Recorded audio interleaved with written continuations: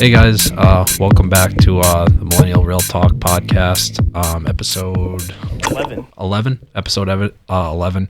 Here with Jason Pacheco as always. We got a special guest today, Al. You want to introduce yourself?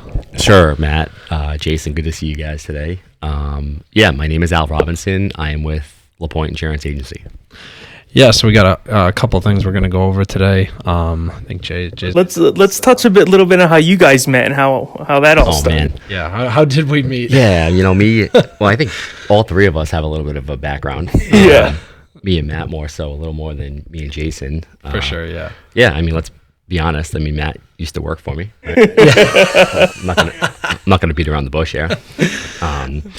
Matt was an employee of mine, a great employee, honestly. Hard-working guy, and sure. Short-lived. Al ended up taking off, but things happen for a reason. I guess we're just gonna leave it at that. We won't get into the weeds here, but I left my old job where he worked for me, and then fast forward, I don't know what, maybe a year or so later, right after I was kind of situated at Lapointe, you get into real estate.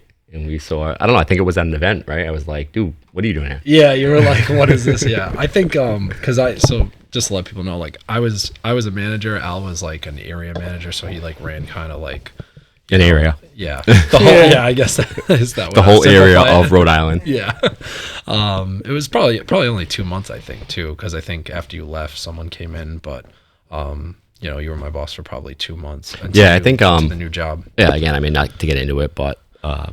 I guess the past is the past, but yeah, when you were coming in, I was probably, so I don't remember the full time frame, but you were coming in, and honestly, I already had the job at Lapointe lined up. I gave my prior employer, I gave them like almost a 2-month notice before I left, but yeah, you were coming in, and honestly, I think I probably brought you on knowing I wasn't going to be around. I was just going to say, did you know that? Yeah. Yeah. Again, I was with the company for a long time. And Matt knows, obviously, I was with the company for 16 years. I started the day after I turned 18. I worked my way up. Were you right out of college there? Did you go to college? Out of high school, honestly. Right out of high school. Where'd you go to high school? Yeah, so Pontiac.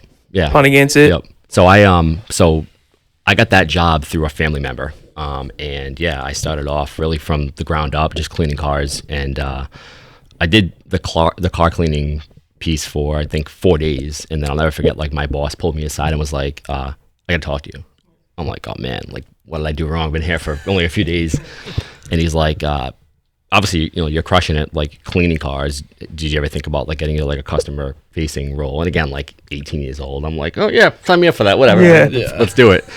So yeah, I ended up going from cleaning cars to actually renting them and returning them and kind of doing the more transactional piece of it. And I did that for about 2.5, 3 years, pretty much all through my college. Because again, I just turned 18. I just started going to college. So you're doing college and then working? I was working full time and going to college. Yeah, that was a lot of hours there too. Just to let people know, at this place, full time is about 60 to 70 hours a week. It's not your typical 40 and then go to school. Right. Well, I got lucky too. So so I'll kind of take a step back, I guess, right? So I was at the airport location here. So I did that 3.5 years, and I got to the point where again, I was on my way. I was almost done with school, and I'm like, hey, I've been in a sales role. I have experience. How can I kind of expedite this and get to the next level? So I applied to be a manager for this company at their airport location.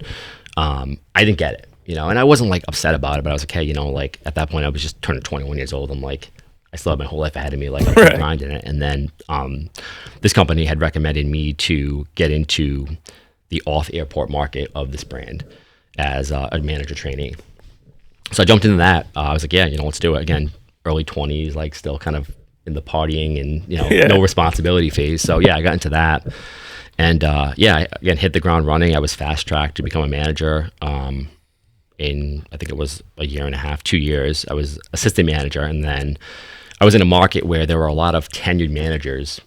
So yeah, I had to kind of look at, am I going to stay in Rhode Island? Because again, we had managers that were there for 10, 15 years as managers, so I'm like, am I going to stay in Rhode Island or kind of look elsewhere? So as an assistant manager, I was like, yeah, let me see kind of where I can move around.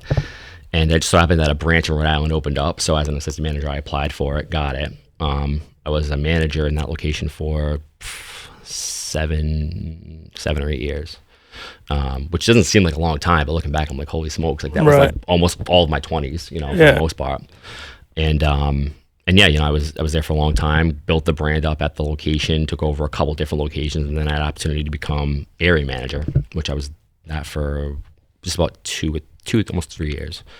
And yeah, you know, I think you learn a lot when you manage people, right? I think I mean, I've told you this like a million times, like managing people is a whole different aspect, you know. I learned a lot of good experience at this job, and it was something that, you know, without that experience, I wouldn't be doing what I'm doing today. Yeah, like did you learn?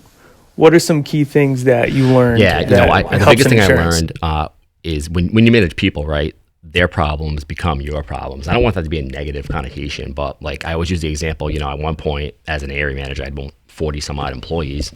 You know, if Jane Doe's daughter is sick, you know, and Jane Doe can't make it to work, that's your problem, because now you're going to find coverage for Jane Doe, you know. Right.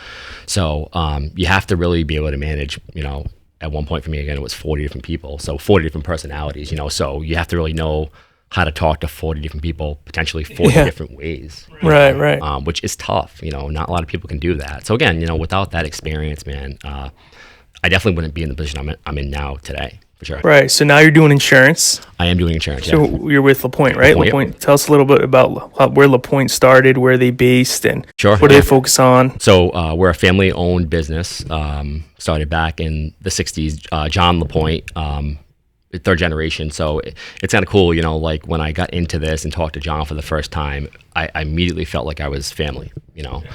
And John will always tell you the story about, you know, his grandfather started the business, and it's kind of a cool story with his grandfather. I'll let him tell it at some point someday, but you know, his grandfather was very similar to me, had a job for a long time and decided to kind of jump ship and start a whole new thing, you know.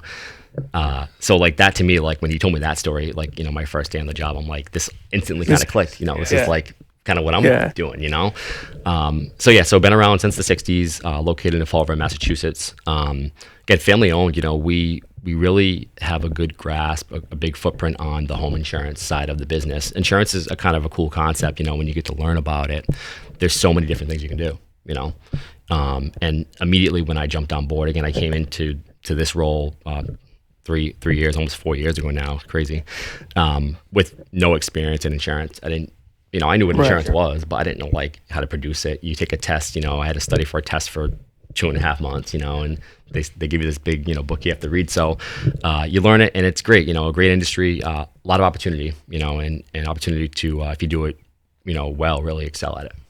Now you said based out of Fall River, Mass, but don't, you know, they are heavily known in Rhode Island too, being a realtor in Rhode Island. So were you getting the job at Lapointe, were you the Rhode Island guy or anything like that? Were there any goals for you? Yeah, you know, again, like I didn't really know what I was getting myself into when I joined. Again, being a Rhode Island guy, yeah, most of my time out in the fields, you know, at networking events, meeting people was in Rhode Island. I'm licensed actually in all of New England, so I can write a policy in Rhode Island, Mass, Connecticut, New Hampshire, Vermont, and Maine, which is awesome. Right. And I think that's kind of cool. You know, I'll have the ability, you know, if you're a lender or a realtor in, you know, Maine, just because I'm not sitting next to you, right, I can still help you. Right. You don't need to know the market much. Don't need to know the market. You know, and I don't want to say insurance is kind of cut and dry across the board. It's definitely not.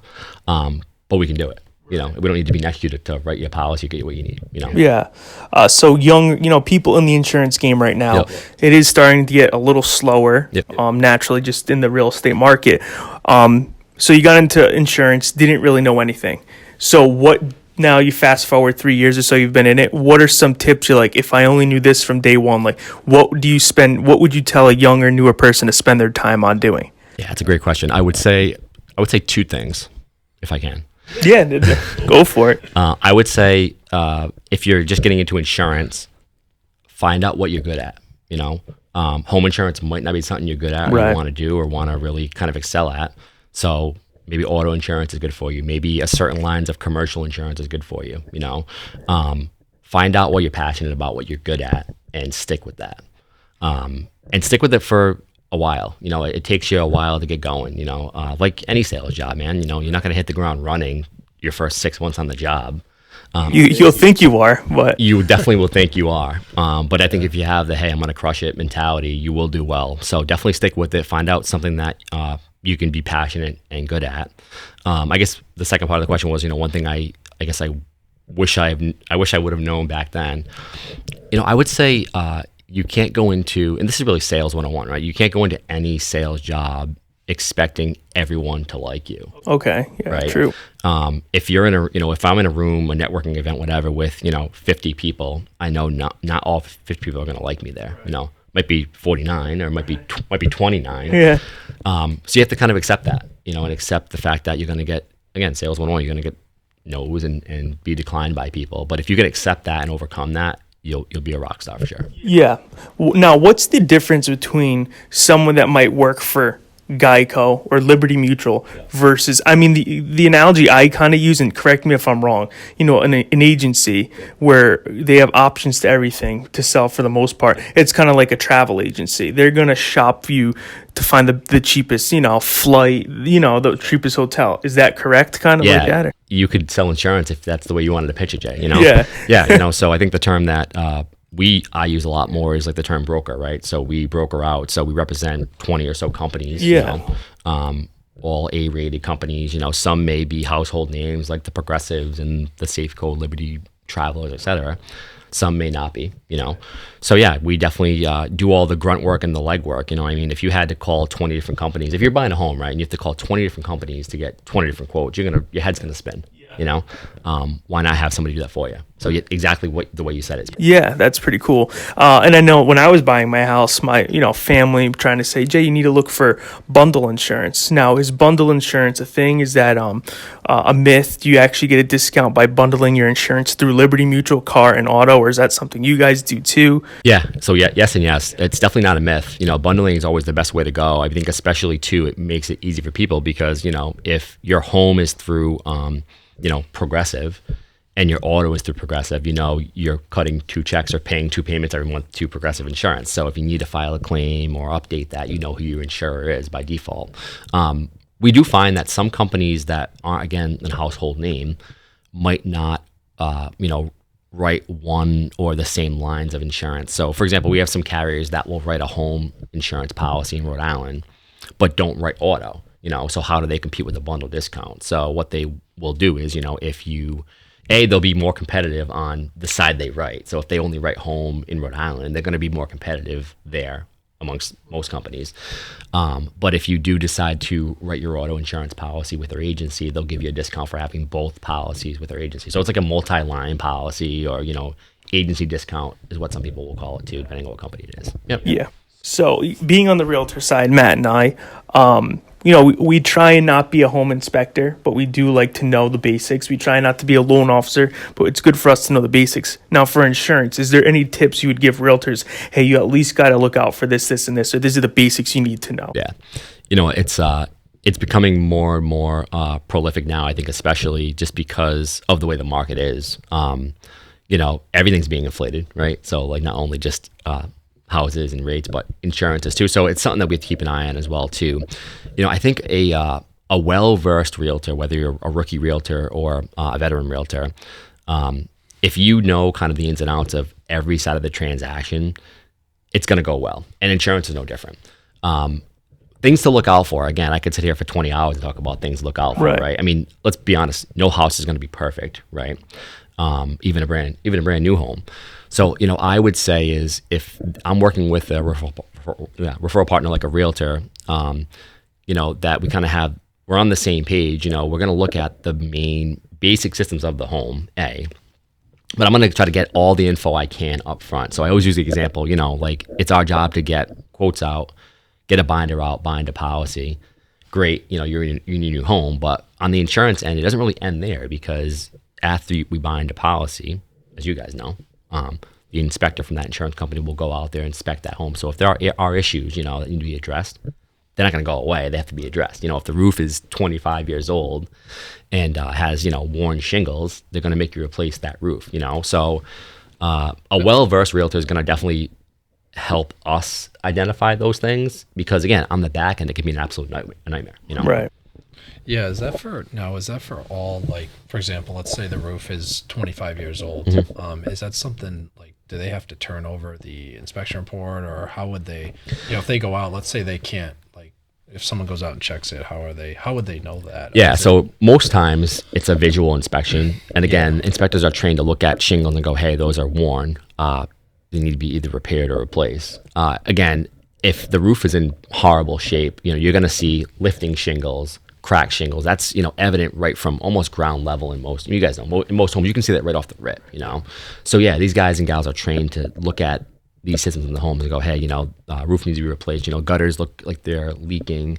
Again, they do that for a living, Right. And to be very honest, I've never run into an insurance issue yet. Yeah. Now, does this inspection happen after the new buyers own the home or during this transaction? Nope, after. Afterwards. Yep. So we'll bind the policy, client closed on their home, they move in within a month or so after, that company will send an inspector out or hire a third party company to inspect the home. So it's always after. Yeah, so while I walk through a property, I mean, again, tell me if I'm wrong, but I kind of like to look to make sure there's no knob and tube wiring. Yeah. Because I know that's something, right? Keep doing that. Yeah, please. Fuse boxes too? Yeah, fuses and knob and tubes are, again, I don't say this often, but in insurance, or insurance nightmare. No standard market's going to insure your home. There's really only a couple different options for companies. It's going to be at an extreme premium, So what I tell clients is this, if the home has fuse or knob and tube and you're going to get it removed, have a plan in place and definitely get it removed, because I can put you with, a standard market. They'll be okay with that. They're going to inspect the home a month down the road or so after anyways.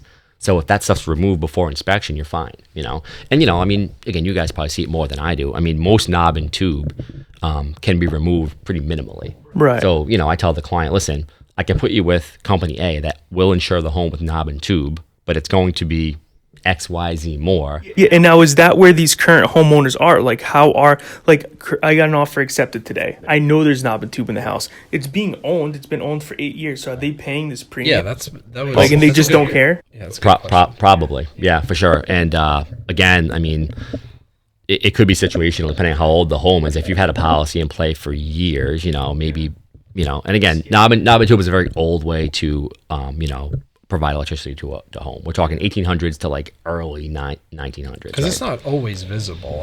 That's the other thing. Yeah. But again, an inspector is going to be able to tell you, with knob and tube especially, and fuses, it's evident, it's right there. But with knob and tube, again, I'm not an inspector, but these guys are professionals. They know what to look for. They're going to look at, how old the home is. If the home was built, 1800s, they're going to, especially get three family home, right? And that's probably where you see it the most. 3 family. They're going to say, yeah, it's there. And knob and tube is pretty evident. It can be like behind the walls and stuff, but most times it's in the basement. In the basement, right? Exactly. Yeah. Exactly. Now, how about a pool? You get clients shopping around. Yeah. Oh, there's a pool. It's going to affect my insurance. Does it really? How much does it affect? Yeah, it really doesn't. The big thing that a carrier is going to look at is the safety precautions behind the pool. So is the pool fenced in? If you have an above ground pool, is it fenced in with a removable ladder? So if I'm your neighbor and I have one too many drinks and decide to stumble next door and fall in your pool, is there potential for me to not be able to get out because there's no ladder? Where it gets tricky are the custom pools, the kidney shaped pools with the diving boards and the water slides. Again, not that it would cost substantially more. Some carriers do rate on a pool, but it's more so are these components with the pool. Because some companies won't write a home if you have an in-ground pool with a water slide and diving board, they might not write the home. Yeah. What item would you say is most common? That's if that item's in the house, it's like majority. You just can't get insurance. Is there any one item that's it's so hard to get insurance with this item here? A dive? No, I wouldn't say, because again, and that's the luxury of being an agent, right? Is we kind of have to be able to fit that theoretical box, if you will, around the client. The last thing I want to do is say, hey, I can't insure your home. And, in the almost 4 years I've been with the agency, I can't even tell you minimal times I've told the client, hey, I don't want to tell someone I can't insure your home. I want to be able to provide, because again, if you came to me and said, I need a policy for, John Smith buying a home, and I went back and said, Jason, I can't insure this home, how does it make me look? Exactly. I'm going to be unreliable. So, I mean, are there circumstances where that does happen? It does. It's mainly because, you could have a home that has a knob and, I guess like it'd be worst case scenario where you have a home that has, knob and tube, like 3 pit bulls, a pool and a dive board. The client's been accused of like, burning their home down, So I mean, of course there are those situations out there. But yeah, we try to have a product for everyone. Again, it may come with a higher premium, right? But yeah, there's always going to be things you have to look out for, whether it's a certain breed of dog, something ancillary on the home, whether it's a pool or a koi pond or trampoline. Again, because as a company, you want to be able to help the client, because it's beneficial to you, Yeah. So like I said, the short answer is I haven't had a home where I've said, hey, I can't insure this. There's probably been situations where I've said, hey, I don't really want to insure this home. Yeah. Right. But yeah, we try to have that yes mentality for our clients. Now for maybe investment side of things, is there a rule of thumb you have for insurance? Someone looking to flip a house, owning a 3-family for an investment, or even just someone's primary residence, how much insurance do they need? Is there a rule of thumb? Yeah, it's been, again, definitely more prolific now over the past, really for me, I think the past year and a half, because a lot of people, even first-time homebuyers, they're buying a home, and moving in, but they're redoing the kitchen or bathroom or making an addition pretty early in the process, So the short answer is, yeah, there's going to be different types of policies for those things. If you're an investor, and you're buying these to flip them, a good investor is going to know that it's a certain type of policy. It's either going to be a builder's risk or a building under renovation policy, which is way different than a policy that you're buying to live in that home. Way different, If you're buying a home as an investment property, again, a whole different cup of tea when it comes to the type of policy, because those policies are going to cover you for that specific instance. So again, kind of back to your point, if you're buying a home as either an investment property or primary, we definitely need to know that off the rip, because it's going to be a whole different policy, because you'll have coverage on there that as an investor you'll need, but as a homeowner, you're living there, you won't need, and vice versa. So if there is a claim where something goes down and you don't have that coverage, you're going to be, up the creek with no paddle. Yeah. How about renter's insurance? Now, do you recommend renter's insurance? I do, yeah. Renter's insurance is kind of it's an untouched gem, and I think I would think now with a lot of people renting, right? It's kind of been more of a hot topic, I think, right? Yeah, and also I heard do you get some sort of discount when you become the homeowner because you had renters? Yeah. So first question, renters, right? So definitely important. People sometimes don't understand what a renter's policy covers you for. They think, oh, I'm renting out. I'm in this 3-family home renting out the first floor. Hey, if something happens to the home, I'm good. Yeah, for the most part, that is the case. But what about the stuff you bring into that home? What about your laptop or your, computer equipment? If the home, God forbid, burns down, your landlord's not going to pay for your stuff, And more importantly, if the home burns down, where are you going to go as a renter? So a renter's policy will include coverage for your stuff, right? Will include loss of use. So if you need to find an alternate place to live, while the place you're renting is being renovated or redone, you want to have those things in place. Very cheap policy. We're talking, $10 to $15 a month max. Oh, really? Yeah, I think that's what I paid. Yeah. 3 years back. And again, it's insurance is there if you need it. If you don't have it, you need it. Again, you learn the hard way. So yeah, definitely important. And then you had mentioned the discount. So yeah, and that's the thing. I think if I was renting an apartment, which I did, when me and my wife we rented an apartment back in the day. We had our car insurance through a company, and that company also did renter's insurance. So by default, we got a discount off both policies for having two. So yeah, definitely for sure. Now, why would a landlord require a tenant to have renter's insurance?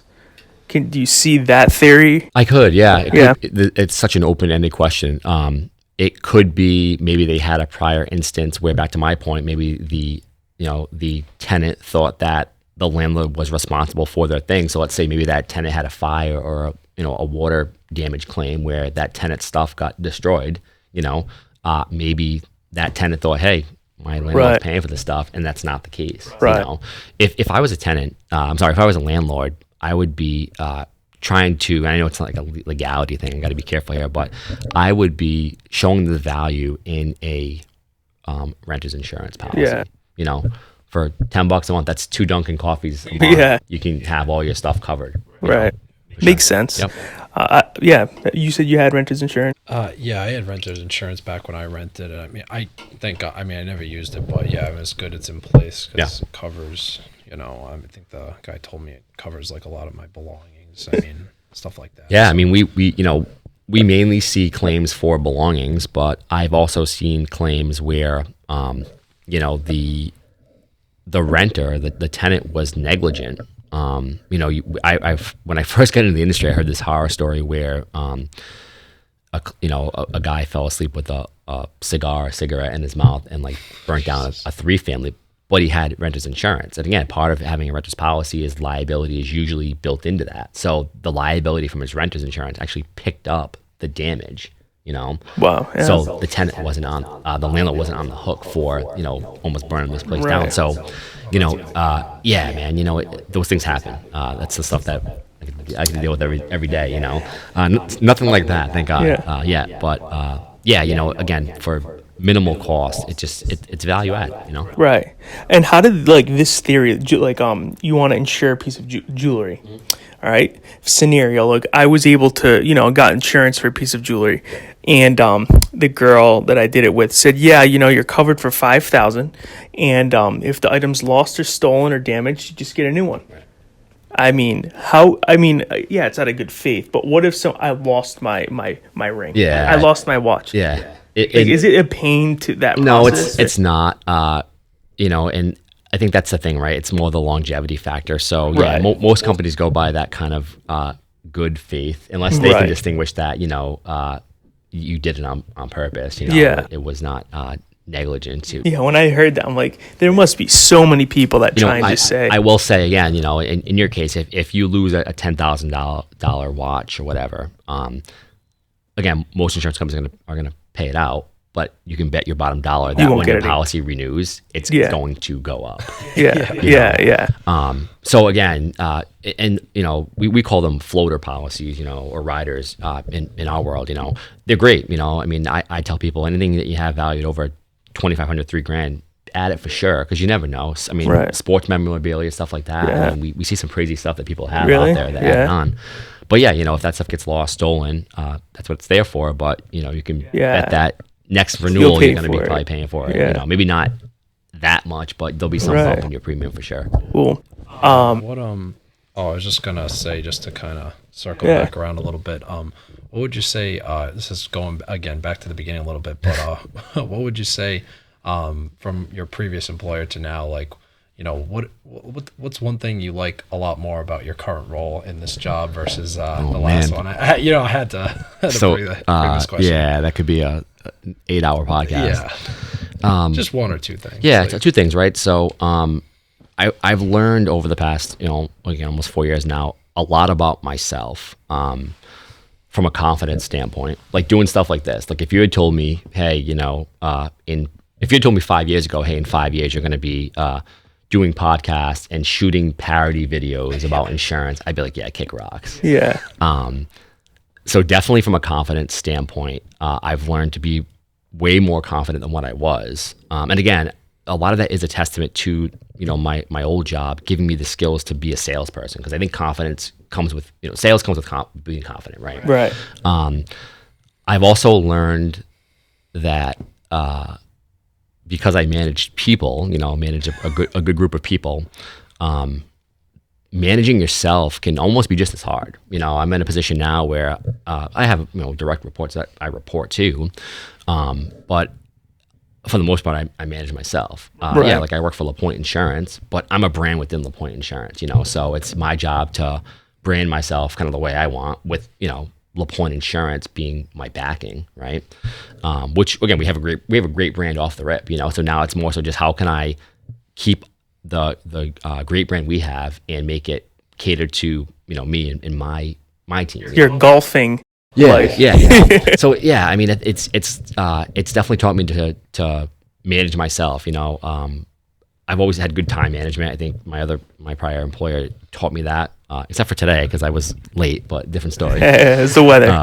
Traffic. But yeah, that has taught me again, between the confidence thing and being able to manage myself. I think that's something that I've really worked on, but also have my other prior employer to really help me with that. Sure. Yeah. Now hearing that must have been tough. So you're coming out of your prior job and you're getting into something you know nothing about, and now it's tough to have confidence when you don't know what you're doing. And I obviously struggle with that, man. The first 2 years in real estate, it was more of if a real estate got brought up at dinner or out in public, I kind of wanted to hide because I didn't want it. Hey, Jay's a realtor. I didn't even want that to happen. I was like, oh shit.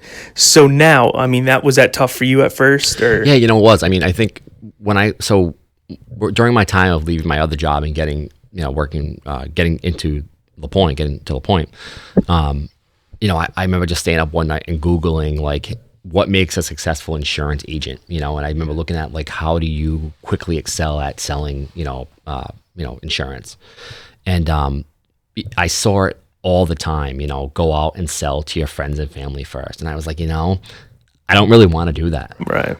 It's great, because I think, and I don't know, maybe for you guys too, like they might say, hey, try to work with. I think a good referral for you guys are friends and family, right? That's like your go-to. So again, like, if you mess up, God forbid, it's like a friend or family that can kind of accept that, For me, it was kind of like, hey, I don't really want to do that. I want to go out and I want to meet people. I'm good at talking to people. I'm good at speaking in public, and carrying and presenting myself. But I want to kind of build my own network, and meet people just straight up organically.